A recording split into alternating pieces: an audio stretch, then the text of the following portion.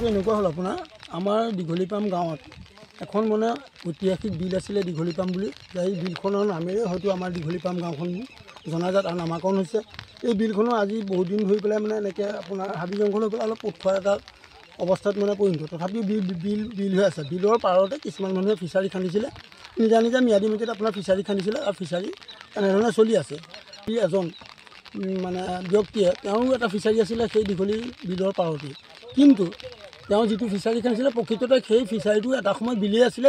বিলতে তেওঁ মানে ফিচাৰী খান্দি পেলাই ব্যৱসায় কৰি খাই আছিলে বা তাত ৰাইজে কোনো আপত্তি কৰা নাছিলে। তেতিয়া বিলখন যথেষ্ট বহল হৈ আছিলে, কিন্তু পৰিৱেশৰ বিষয়ে আজি কালিৰ পৰা আপোনাৰ তেওঁ কি কৰিলে, অৰিজিন যিটো তেওঁৰ ফিচাৰী আছিলে সেই ফিচাৰীটো খান্দি পেলাই আগৰ যিখন বিল আছিলে বিলৰ ফালে প্ৰায় 40 ফুটমান তেওঁ মানে বিলখন পুতি পেলাই তেওঁৰ ফিচাৰীটো বহলোৱাৰ এটা মানে ব্যৱস্থা কৰিলে, যিটো নেকি আমাৰ দুই এজন গাঁৱৰ ব্যক্তিয়ে দেখা পাই পেলাই গাঁৱৰ ৰাইজক অৱগত কৰিলে। দেখিলোঁ আমি আহি পেলাই সকলোৱে মানে প্ৰত্যক্ষ কৰিলোঁ যে বিলখনৰ আধা অংশ তেওঁ মানে বেদখল কৰি পেলাই তেওঁ ফিচাৰী কৰিলে।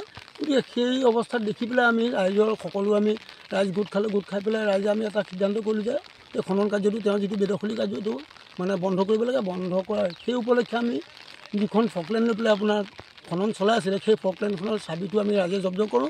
ৰাইজে জব্দ কৰাৰ পাছত আমি ৰাইজে সিদ্ধান্ত কৰোঁ যে এইটো আমি আইনী এটা সহায় ল'ব লাগে। সেই মৰ্মে আমি গাঁওবুঢ়াক মাতি পেলাই সকলো ৰাইজ মিলি সভা আকাৰে গাঁওবুঢ়াৰ সৈতে লিখিত লৈ পেলাই আমি মানে আইনৰ সহায় লোৱাৰ এটা ব্যৱস্থা কৰিছোঁ। গতিকে তাৰপাছত আমি ভাবোঁ আইনে নিশ্চয় আমাক সহায় কৰিব আৰু বিলখনৰ অৰিজিন যিটো মাটি আছিলে, একেবাৰে অৰিজিন যিটো মাটি আছিলে, আইনে আমাক এই মাটিটো মানে উলিয়াই দিয়াৰ এটা ব্যৱস্থা কৰিব।